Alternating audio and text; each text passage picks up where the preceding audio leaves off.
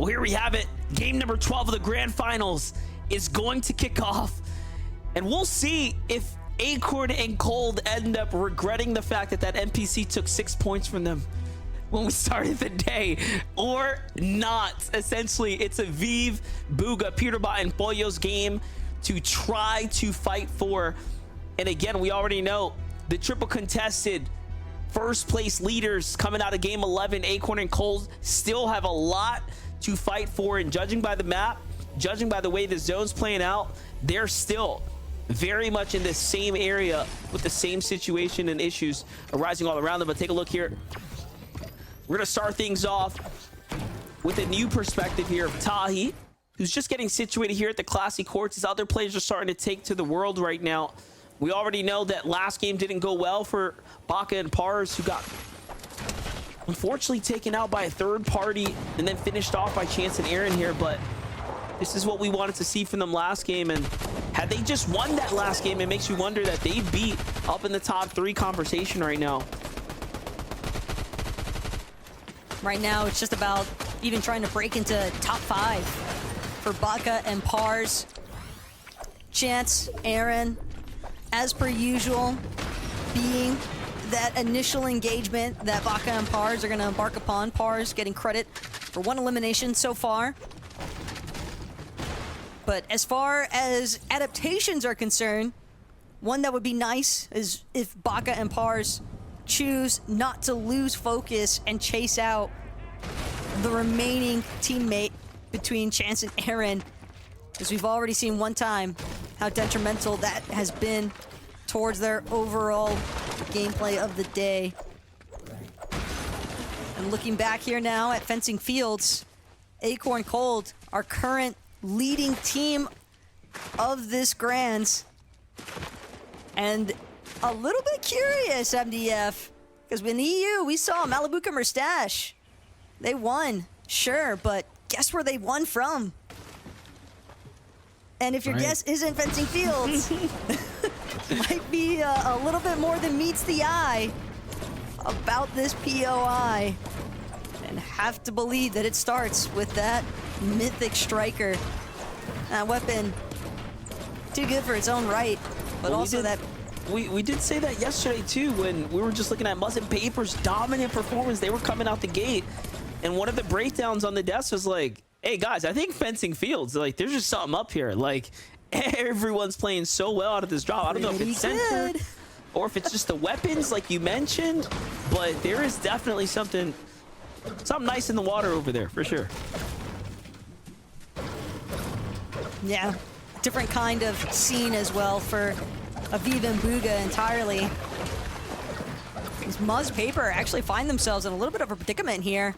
They made their usual rotation over to Ruined Reels, but TK, Bacon, it's actually Rise. Ooh.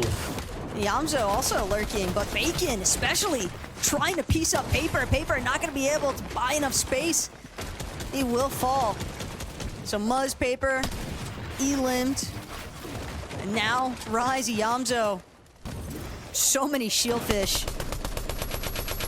Rise and Yamzo, they are just out for whoever. They want every elimination they can find. Yeah, I think this is just the last hurrah right now for Yamzo and Rise.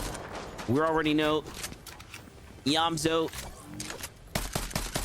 taking things a little tough right now. So for him, it's just a matter of finishing the day off strong, exiting on a solid performance, and honestly, just hope he keeps his head up alongside Rise right here. Yeah, regardless of standings, Yamzo and Rise definitely solidifying themselves as #1 in the hearts of many. Hoping for the best for them in this final lobby, but they are certainly not the only team trying to make their last stand here. It's Noxy and Crisp doing what they can up against the likes of Freeze and Suscript. Suscript having already been eliminated. Now it's down to just Freeze to keep his teammates' final lobby hopes alive. Doing his best to juke around. Edits coming every which direction. But again, Crisp, Noxy closing in. Chris gonna be able to hold off the side ramp position, and it's just too much pressure. Super clean with it. Just take a look. just making it look like a creative game right here. Sizes him up, boxes him up, cones him in. No problem. Nice and easy. Must be playing Zone Wars, no doubt. Let's take a look at Peterbot and Boya right now, who have to do, I don't know, a lot if they want to start closing the gap. Considering that no one landed on Acorn and Cold, just tells us that, in my opinion, you're playing for top 3. You have to do something incredibly well to outperform Acorn and Cold with this amount of, you know, points separating the two. But you also can't get too distracted because Peterbot Pollo, they know that it's within their grasp for that first place standing. They need a phenomenal final match. And honestly, for Acorn and Cold to suffer a slightly earlier departure from this lobby, boy, Peterbot is slamming shots like that. Oh my gosh. Reaper Sniper, someone needs to get this man in check. Because Peterbot being an absolute menace to the lobby all day today with some of the shots that he's managed to build up here. I mean, what more do you want? He's got the aim, he's got this forecast tower, so he's got the zone. That's it. You just can't stop him. He's an unstoppable, unmovable force. No doubt. It's so entertaining to watch play and compete at a high level. As is Bugha and Aviv, man. These guys have continued to, you know, just kind of fly under the radar, stay consistent, nothing too flashy. But we're watching, you know, all the pizzazz of some of the other players like Ritual, Clix, and Epic Whale. Man, Bugha and Aviv are just coasting right along the top of the standings here, straight up to the money. Let's look at it. I'm telling you, the flash is definitely there. Clix is a special one indeed, but Epic Whale gets punished in the fight here, so it seems like Day must have turned and burned him with that auto shotgun, and I'm surprised Clix hasn't finished the battle yet, but it just shows you how much more important it is to go for the distance. It's the placements. Clix knows. They're teeter-tottering in that 5th place position, and something I was going to mention earlier where we saw Peterbot with the god-tier snipe. It's that top 5, especially 2nd through 5th place. They are all very much within overlap range of each other. And Clix, main reason why he's willing to disengage against Redux and Day is because if even for a moment he slipped up while trying to initially recover Epic's reboot card, he knew that he was going to just find his tournament life. It was gone. It was over. But now, Skittles, Trashy, they spotted out a potential solo here. Clix trying to take the zipline and get away. Has the grapple blade as well. Quick with the wall. And it's going to be just enough. He's trying to create as much space as possible right now, but he has been forced to the far northwest side of the map. Just completely out here on his own. No man's land. And without a soul in sight, Clix has so much of a journey set in front of him now as he looks to get that reboot ban opportunity, bring Epic back into this match, and try and complete lobby number 12 as a team. This lobby's cutting down really fast. Take a look here as we're in your territory right now. Last game of the evening. Everyone's trying to do their best to make a hero's effort here to climb up the standings. And what you're going to notice right now is that, you know, battles are going to be worth, quite literally, in some instances, thousands of dollars, in others, tens of thousands of dollars. Because once you start ranking your way up that top 10, everything starts to change. But see, for Clix and Epic, well, though, that box fight up against Day and Redux, that has ultimately dictated how this final lobby is going to go for this team, because it's going to be just so, I don't want to say impossible, but definitely a lot more problematic, because even if Clix gets that reboot van, again, him and Epic Whale, they weren't really able to acquire that much surge damage initially. I'm a little bit concerned about we just saw Acorn and Cold for a second there. They're in a low ground position, trying to stay out of the line of sight of other players, and they have not fought in the early game. I am extremely concerned about their adjustment to slowing down their pacing right now and whether or not they're even going to have enough damage. Granted, the lobby's moving pretty quickly as the player count starts to cut down, so it might just be the best play for the situation. But mixing it up now could change everything for them. This lobby is moving so fast, though, if you compare it to every other one so far today. I mean, the fact that we are down to 68 players, MDF, and we're just about to enter Zone 4, by the way. We might find this lobby concluding before we even reach the final zone.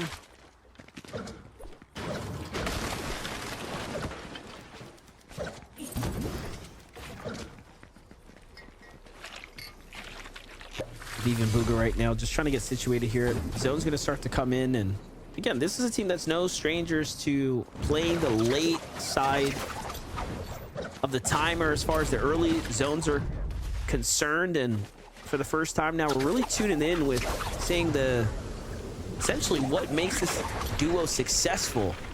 But right now they do have a team that's waiting here just at the top. They're going to catch this sound cue as soon as Bugha or Vive grapple hooks over. But no, I actually haven't seen them turn around. They have no idea that they're above them and never really know how close danger can be. We know Bugha loves to do these elaborate dead side rotations, but going to the literal peak of this mountain just to take advantage of the launch pad, it is a bit of a stretch there for Bugha and Aviv. And as to whether or not they'll be able to collect enough surge damage, but good chance to check in, see how Clix and Epic Whale are faring since Clix's recovery mission went underway. And with Epic now being back in the game, it's just Baka and Pars who are going to be the next hurdle here for Clix and Epic. This is likely an engagement that Clix wants to try and take advantage of, but the issue is just doesn't have enough white HP. But he's got a sniper. He's got a sniper, and this is everything that could set him up for success right now. If Clix hits the snipe, honestly, I'll just have to bring back the mug of the day and do bots. Like, I'm putting it on the line at this point. I believe. Oh, there's a team behind him. Oh my gosh. I'm genuinely scared for a second. I was like, wait a second. Look at the map. And someone just goes rolling up, pre-fires the bush there. Clix must be thinking the same thing. Adrenaline is peaking right now. It's almost looking like a little bit of panic. Oh yeah, he's pretty frazzled right now. Clix won't be able to do a whole lot here out in the water, just hoping that he doesn't turn. It's essentially fishing bait, but Team just left too. Another player over there. they are getting sandwiched. And Xspawn Mew, they know they've got the advantage. They can tell just from the way that Clix is positioning himself, just from the way that he's disengaging, that this is a solo or a duo that is struggling super heavily. And they're going to try to pin him down. Clix is really going to have to depend on Epic if he wants to make it out of that one alive. Look at what's happening here. So many big pots here to work with. Wouldn't be surprised if Ritual and Reek go for some more bold exchanges here. They can afford to do so right now. And maybe that's part of the adjustment that they made, right? As they started gearing up. Fighting for these Rift Islands, fighting for some of these weapon cache. I mean, it makes all the difference once you have that many extra heals to work with. Acorn and Cold, ever so close nearby. And like we said, they position themselves in this kind of low ground area. I was concerned with how much damage did they manage to find, and maybe it was enough because Acorn has a sniper, right? That definitely determines and changes things a lot. Usually, if at least one player out of the duo has that sniper, yeah, you can expect them to be taking on the bulk of that responsibility for managing the surge strategy and getting that damage threshold up to an ample amount, so that way you can just operate prioritizing solely on positioning. And that does seem to be the case for Acorn and Cold. They seem a little bit too calm, a little bit too relaxed. When you think about how fast-paced this lobby has been, And for Acorn and Cole to just kind of be sitting there, it's almost like watching the eye of the storm, essentially. And Clix and Epic, this is Oliver OG, Asian Jeff now. One team after the next for these two. Important fight for them, though, to find a refresh here. They need the mats. They need the heals. They could truly do with a big pickup right now. And I'm just waiting for the sniper tag from Clix to come through and set things up, and he finds it right here. It's not the headshot he wanted, but the body tags would be more than enough. Just a wall short right there would have been the difference of him fully committing in, and Epic Will's close and personal right now. But the way that Clix started to push Golden and Ozone inwards, for a moment there, it almost looked as if Golden and Ozone were going to get sandwiched between Clix, Epic, and Asian Jeff, Oliver OG, but instead, Oliver OG, Asian Jeff, a little bit too separated from this current engagement. Now it could be potentially Xpawn Mew. Have to keep in mind, they caught eyes of Clix way over yonder when Clix was still even making this initial rotation towards Classy Quartz. The fact that they followed him all the way here indicates that Xpawn Mew, they also want elimination points, or at the very least, surge damage. What's insane is all those teams up there, minus Jeff and Oliver, have like either no shield, half shield, coming out the zone, look like they're in shambles. Like everyone on that dead side rotate is having a pretty tough game right now. And I talked about Acorn and Cold having this problem potentially with the damage that they've allocated to this game, and they are definitely below. But the monstrous shot that I have to assume is some ridiculous snipe by Acorn set them up to get a down body right here, but no, actually, never mind. No elimination credit. They might have just been gifted a downed body from someone else, and they find the tags that they need off of that. You know, sometimes you just need a little bit of luck on your side. A lot of skill, but a little bit of luck.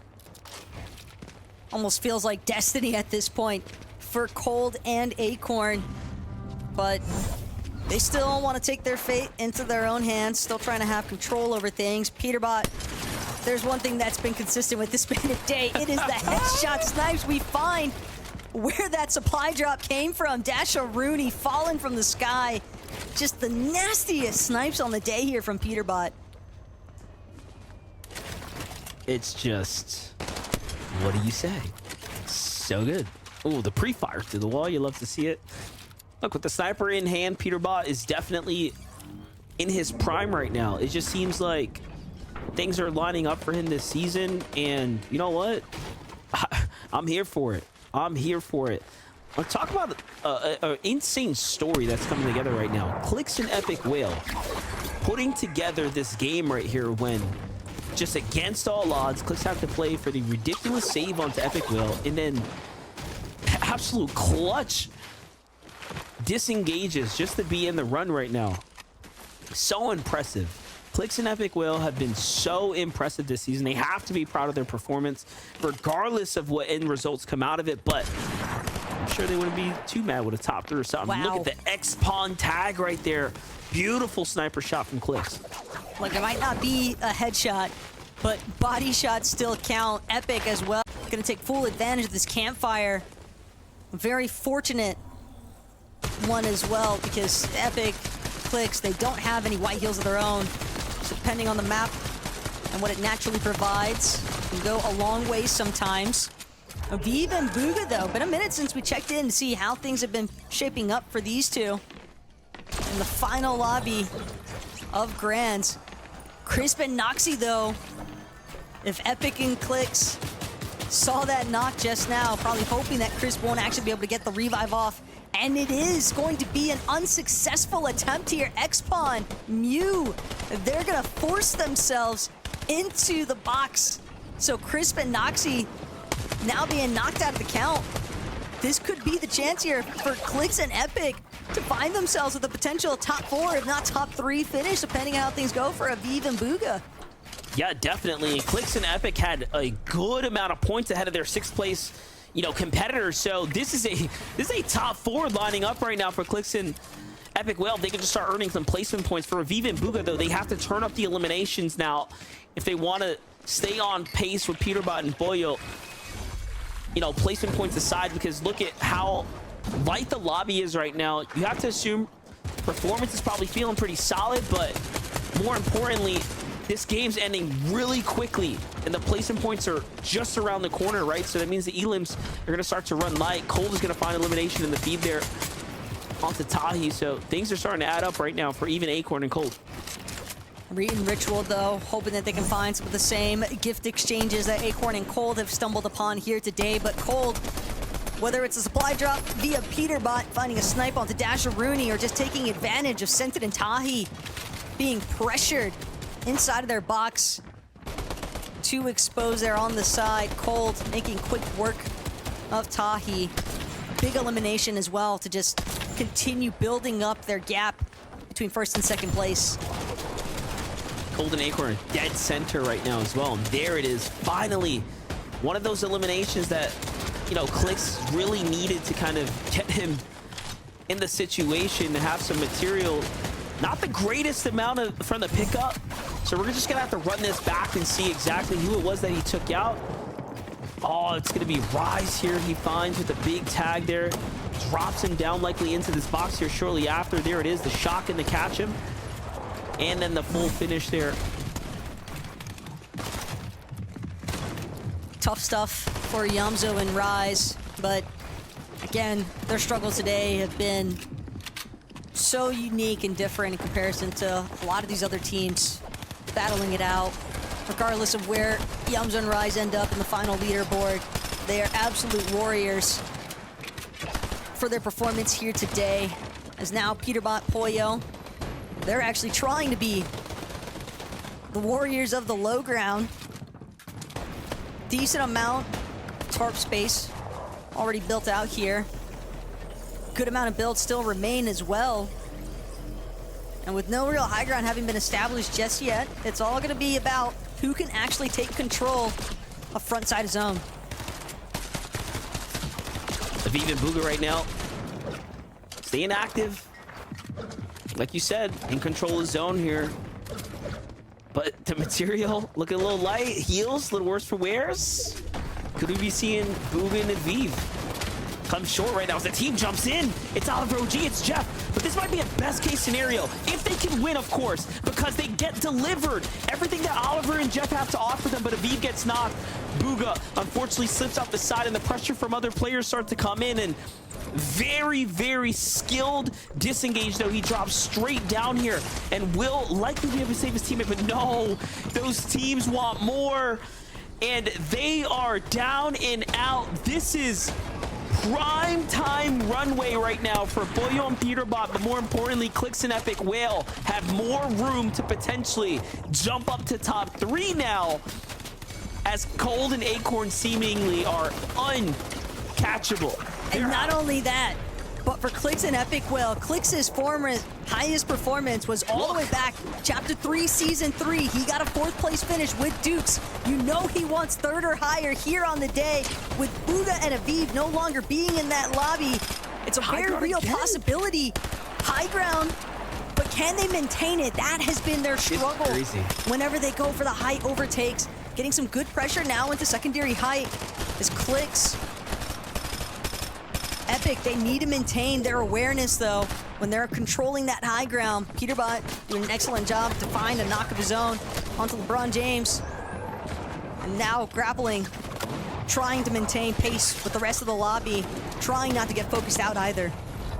And I just want to say, if all games are going to go for high ground, the last one, when no one or everyone has everything to gain, nothing to lose, essentially, as it's the end of the day, is so incredibly risky.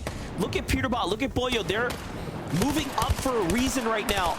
And when you give them enough time, when there's not enough pressure and they can size up your position, it's all or nothing. Even Oliver OG decides to try to go for it. And I think Clix and Epic are really taking a bold move right here. And they will need a refresher if they want to maintain this, because other teams are going to start coming up here soon.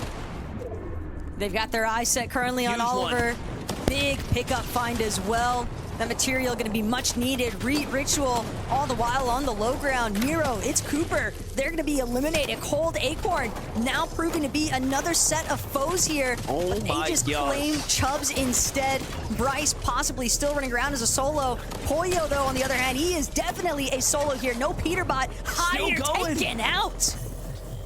Catching points, making noise here. Pollo is not giving up. He wants to hold this positioning for as long as possible right now. Epic Whale gets broken off of the high ground, though. Cold and Acorn are trying to make a superstar podium finish here with the win if they can help it. But Pollo's still in this too, holding on as he takes down Bryce right now. There is so much unfolding here. Reet gets hurt big time here, and he gets traded with Ritual there too. Vanilla's gonna finish off Reet. Pollo's gonna swing his way through. Top 5 now. 8 players remaining. Threats being one of them. Pollo trying to stay incognito, but Oh again, my take gosh. a look. Clicks Epic in the ultimate high ground currently. Acorn Cold, secondary height, could no way. potentially be looking to make a play. Pollo just Gotta grab him. slithering on by. Nobody recognizing the fact that this solo was located in the boxes directly underneath him. Can hear all that foot traffic moving around him, doing his best to stay undiscovered. Epic gets a big chunk out of Cold, but it's gonna be Cold who turns things around. Double elimination here onto Clicks and Epic Whale. Oh, and another one. And now it's Duke and Threats on the low ground here. Acorn and Cold have fought their way all the way up to first place, and it doesn't matter how you cut it. They will be your grand finals champions here, but can they close it out on a win? They sure can. A huge tag there, of course. Cold's gonna hit it back to back, and they do it again here. A year later, from chapter 4 to chapter 5, we have winners. Stole the words right out of my mouth there, MDF. The fact that Acorn and Cold are able to replicate their success from the very first major of Chapter 4 and now here in Chapter 5, starting things off with a bang. Just incredible. Very rarely do you see your first place team ride it into a victory royale for an undisputable championship victory. That is the way you close out a game of Fortnite. And if we thought they had a lackluster performance here or there and they were barely holding on, well, guess what? They did it unarguably in clean fashion. Congratulations to Acorn and Cold as they do it again.